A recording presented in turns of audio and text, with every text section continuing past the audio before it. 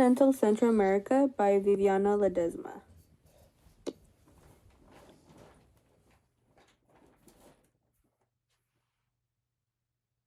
Where exactly is the continental Central America located at? Central America is not a continent, but actually a region that forms the southern part of the North American continent that connects North America to South America, acting as a sort of a land bridge. To the north, it borders Mexico, which is in North America.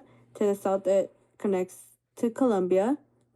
To the west, it faces the Pacific Ocean, and to the east, it borders the Caribbean Sea and the Atlantic Ocean. Nations. Regions and capitals of region. Belize, which is Belompan. Guatemala, which is Guatemala City. El Salvador, which is San Salvador. Honduras, which is Tegucigalpa. Nicaragua, which is Managua. Costa Rica, which is San Jose. And Panama, which is Panama City. These countries sit along the narrow strip of land with sea on either side between North and South America, with both Caribbean and Pacific coastlines, except for El Salvador, which only touches the Pacific. Major landforms. Central America's major landforms include volcanic mountain ranges, coastal lowlands, and large bodies of water like Lake Nicaragua. The region is known for its volcanic activity and the presence of the Sierra Madre mountain ranges, particularly the Sierra Madre Occidentals and Sierra Madre de Chiapas. The coastal lowlands are characterized by a tropical rainforest and are found on both the Pacific and Atlantic coasts. Rivers and lakes. Central America features many rivers and lakes, with Nicaragua being the largest lake that is also a significant feature by the San Juan River. Significant rivers include the Usumacinta, Coco, and Lempa rivers. Lempa River is the longest river within Central America, spanning several other countries. I have put every lake and river in order. Climate properties. The region has a high average annual temperature from 75 Fahrenheit 80 degrees. It presents high humidity, and particularly along the Pacific and Caribbean coasts. Central America is prone to tropical cyclones and hurricanes, especially between June and November. Major resource bases. Central America has a range of natural resources, including minerals like nickel and iron. Mining activities in some areas like Honduras have led to environmental problems like water pollution. It has various mineral resources, including gold, silver, and other metals. Countries like Nicaragua and Honduras have mining industries that extract these valuable minerals. As for agricultural products, include banana, coffee, timber, and fish. Agriculture is a cornerstone of the Central American economy, as in major crops, including the ones I just mentioned, especially coffee, is a significant export, with countries like Costa Rica and Guatemala being known for their high quantity beans. Their fish coastlines on both the Caribbean Sea and the Pacific Ocean is an important resource, which region's waters are at home to various fish species.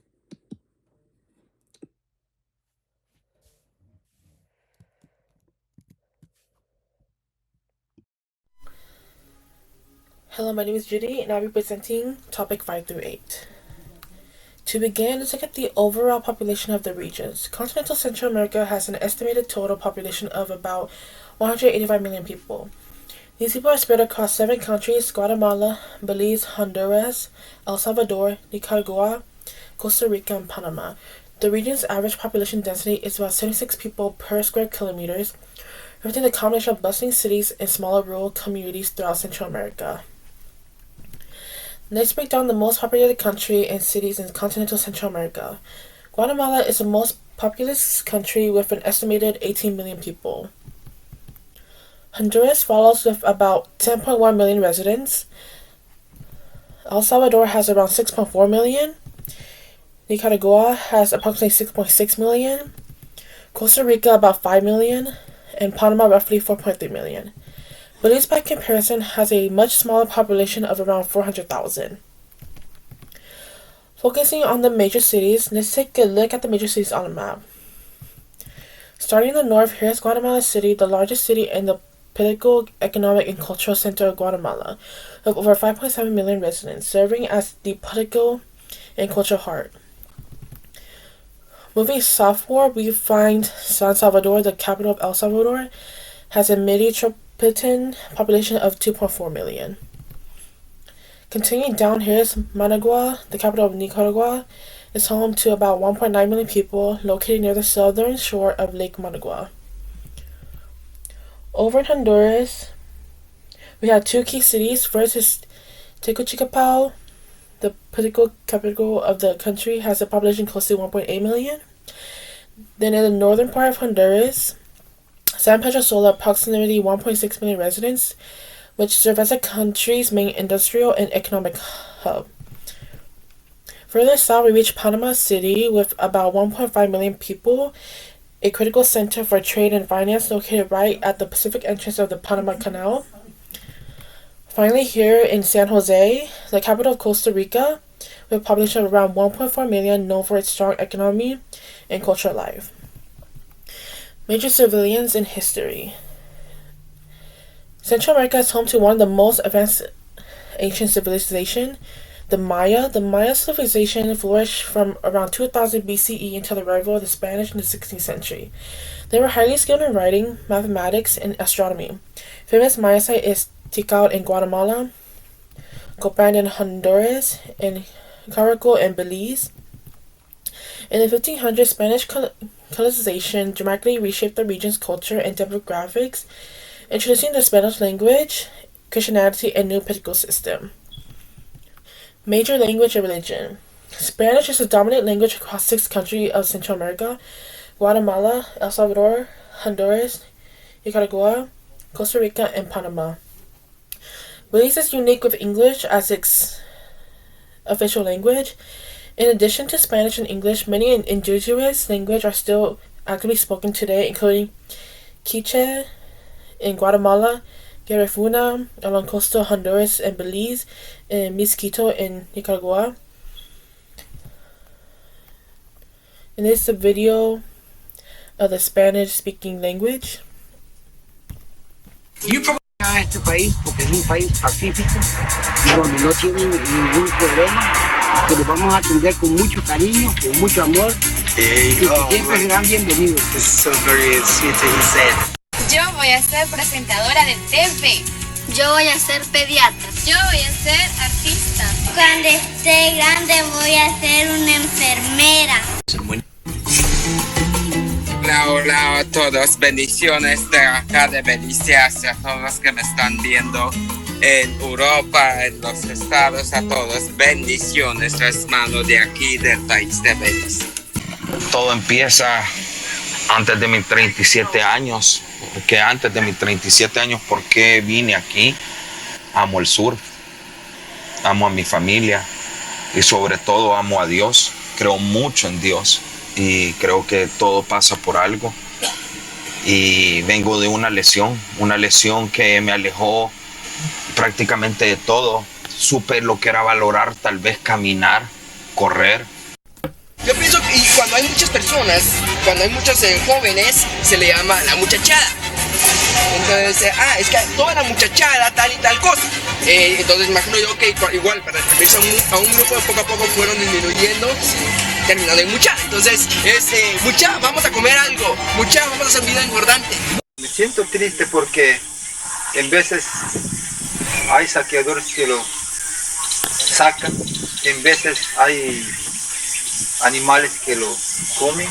Nosotros lo que hacemos aquí, como una pequeña organización, por ejemplo, como para recibir los visitantes como ustedes, para ejemplo esta casa es como una escuela, de los niños aprenden lo que los adultos hacen.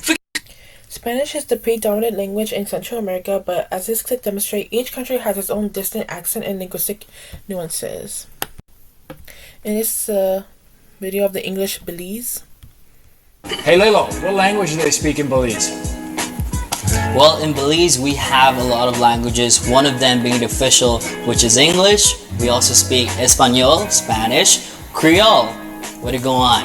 And then in addition of that, they have the Mennonites, where they speak like type of a German language, and the Mayans that we cannot forget, which they speak three of them, being Mopan, Quechua, and Yucatec. All of them fantastic, and all of them being very unique. There you go.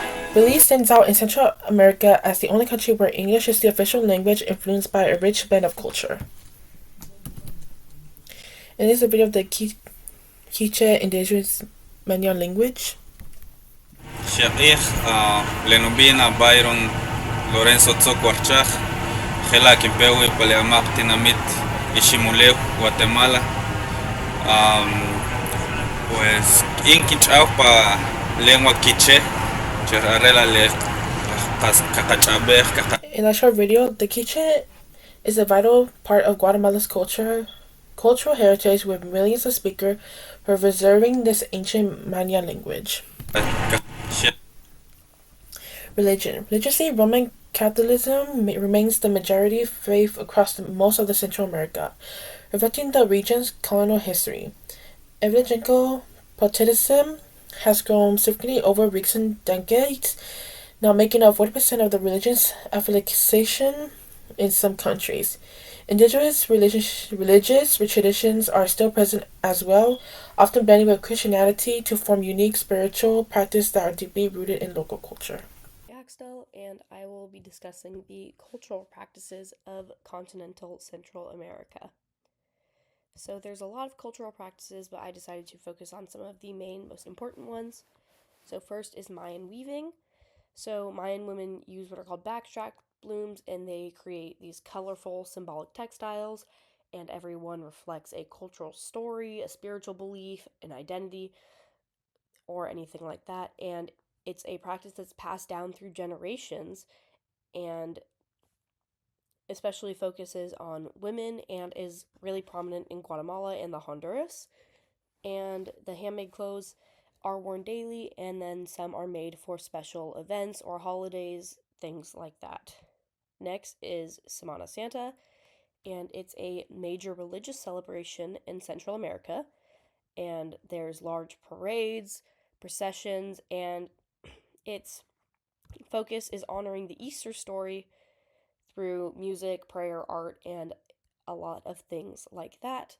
And places like Antigua, Guatemala, entire communities join in, and many religious traditions come together to celebrate this and show a very powerful cultural expression. Then is Garifuna, music and dance, and this blends African and indigenous songs and dances, and it's a way to share history, celebrate culture, and expressing spirituality. And this is often performed during festivals and major religious holidays, and this helps preserve unique identities across the Central American regions. And then finally is communal meals. So meals are often prepared in large groups, and especially during festivals or major holidays. Sharing food is common practice because it strengthens community bonds, and it really shows the cultural values of hospitality and cooperation among the region. And some examples are tamales, or made in large batches and shared among communities and families. So next up is politics. So the structure of politics in continental Central America is similar to the US. So governments have elected presidents, and there's three branches: executive, legislative, and judicial.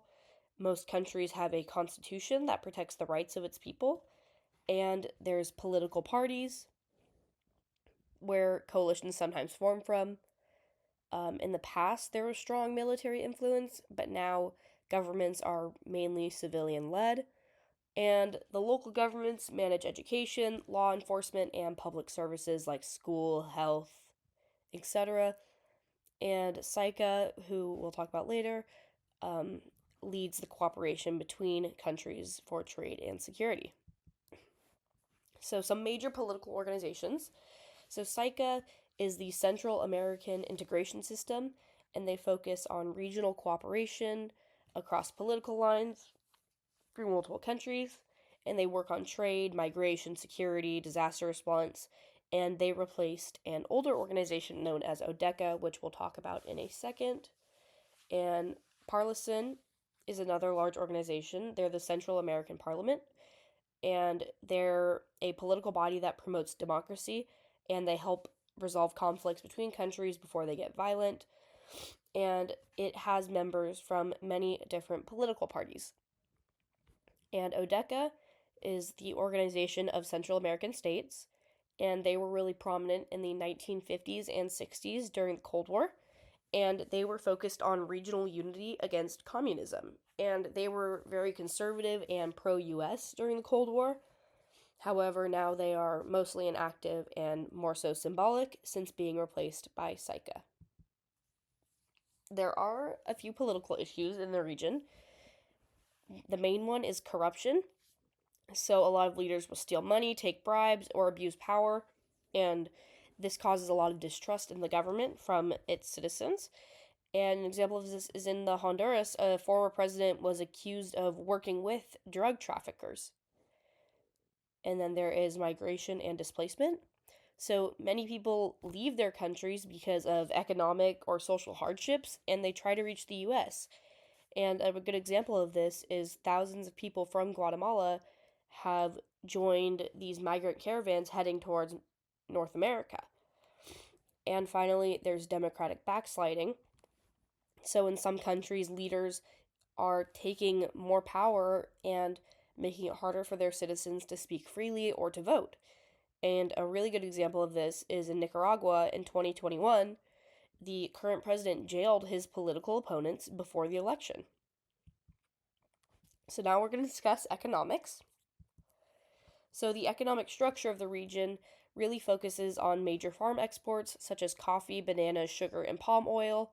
They also do manufacturing, a lot of clothing and factories for export.